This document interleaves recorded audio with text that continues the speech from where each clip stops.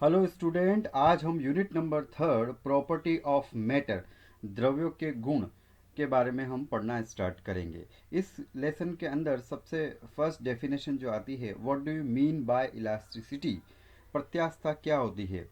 देखिए, इलास्टिसिटी को हम पढ़ें उससे पहले हमें ये पता होना चाहिए कि जैसे अगर आप किसी रबड़ को खींचते हो, जैसे ये रबड़ है, इसको अगर आप खींचोगे तो रबड़ का साइज से शेप और वॉल्यूम क्या हो जाएगा, चेंजेस हो जाएगा। और जैसे हम रबड़ को छोड़ देंगे तो रबड़ अपनी पहले वाली साइज, शेप और वॉल्यूम के अंदर आ जाएगा। तो इलास्टिसिटी की डेफिनेशन क्या होती है?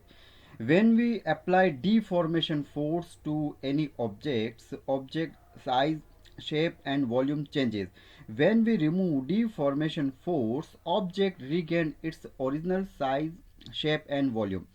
Okay, देखो, जब हम रबड़ को खींचते हैं that is non deformation force, और डीफॉर्मेशन फोर्स किसी रबड़ पर अप्लाई करते हैं तो उसके साइज, शेप और वॉल्यूम में चेंजेस आ जाता है।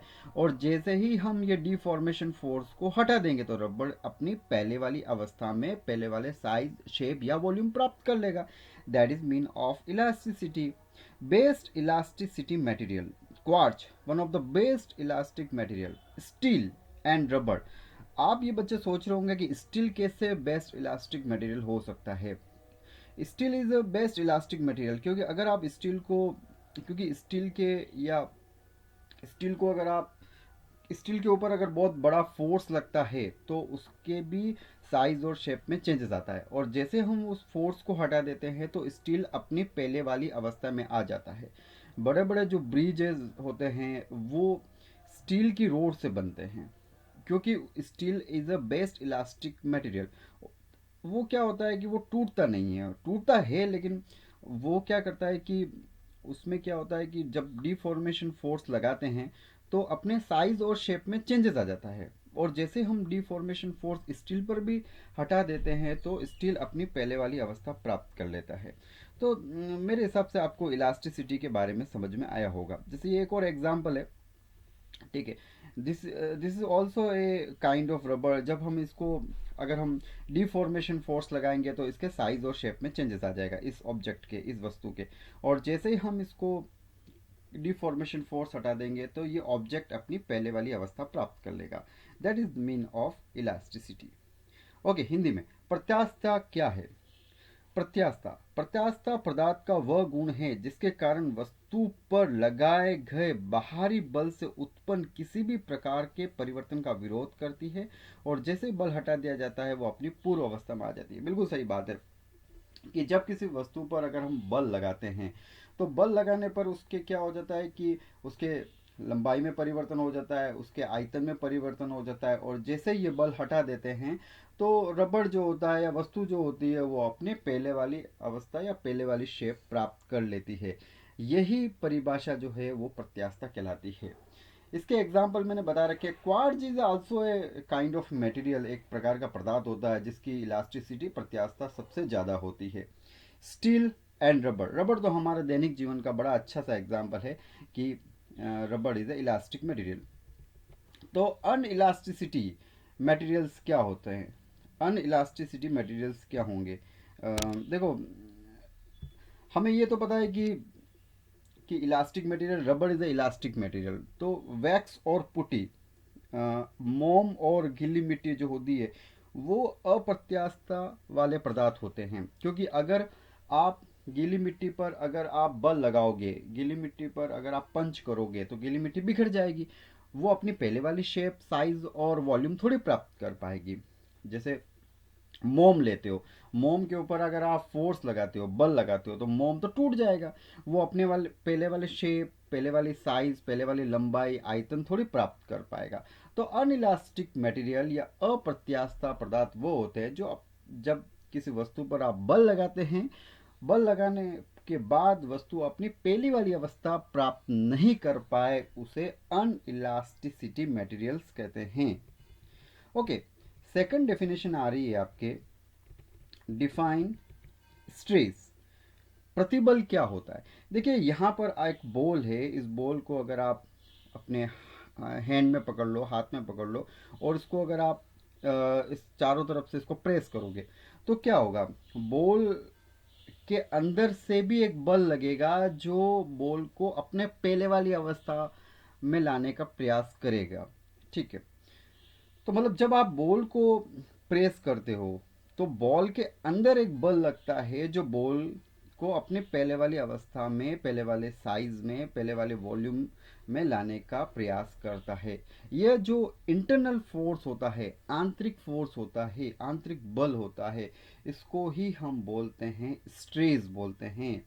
तो stress is a generally defined as a force per unit of area.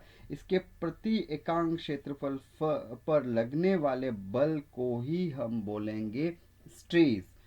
Okay, इसका जो फॉर्मूला जो होता है S equal to F upon A, what is F force and what is A area.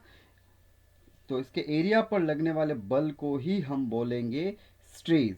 इसकी unit newton upon metre, sorry newton upon metre square होगी, क्योंकि क्योंकि हमें पता है कि फोर्स की यूनिट न्यूटन होती है और एरिया की यूनिट क्या होती है, मीटर स्क्वायर होती है। तो न्यूटन अपॉन मीटर स्क्वायर इसकी यूनिट हो जाएगी।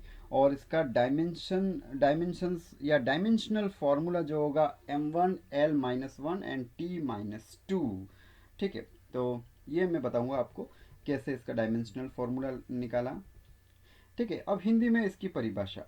प्रतिबल क्या है? जब किसी वस्तु पर बाहरी बल अप्लाई किया जाता है, बाहरी बल का मतलब जैसे हमने इस बॉल को अपने हाथ में पकड़ लिया है और हाथ में पकड़कर इसको इसको क्या कर रहे हैं, प्रेस कर रहे हैं, तो ये प्रेस करने वाला बल जो होता है वो बाहरी बल होता है।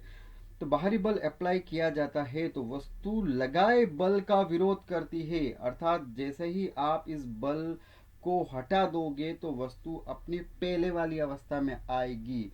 तो इकाई क्षेत्रफल पर लग रहे आंतरिक प्रतिरोध बल को ही प्रतिबल कहते हैं। मतलब इसके अंदर जो एक फोर्स लगेगा जो बॉल को अपनी पहले वाली अवस्था में लाने का हमेशा ही प्रयास करेगा, वह ही क्या कहलाता है, प्रतिबल कहलाता है। वही क्या कहलाता है, स्ट्रेस कहलाता है। एक और एग्जांपल हम देवें, आप एक बॉल को लेकर अगर आप दीवार पर मारते हैं तो दीवार के ऊपर जैसे बॉल टकराएगी तो दीवार पर जब बॉल टकराएगी तो वो क्या हो जाएगी, थोड़ी सी क्या हो जाएगी, थोड़ी सी प्रेस हो जाएगी, थोड़ी सी दब जाएगी।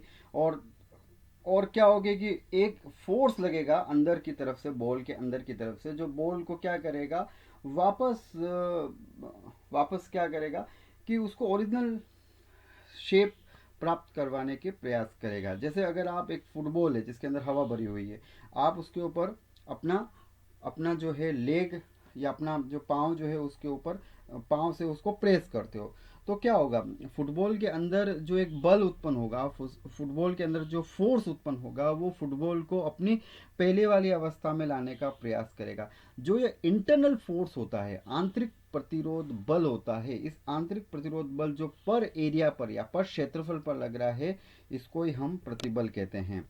अगेन इसका फॉर्मूला हमें पता है, force per unit of area F upon A, और यूनिट इसको ध्यान रखें आप न्यूटन पर मीटर स्क्वायर लगावें, क्योंकि फोर्स की बल की यूनिट न्यूटन होती है और एरिया की मात्रक जो होता है वो मीटर स्क्वायर होता है। तो सूत्र आपको समझ में आ गया, मात्रक जो है न्यूटन अपॉन मीटर स्क्वायर है। और डायमेंशनल फॉर्मूला विमीय सूत्र जो होगा m1l-1 एंड t-2।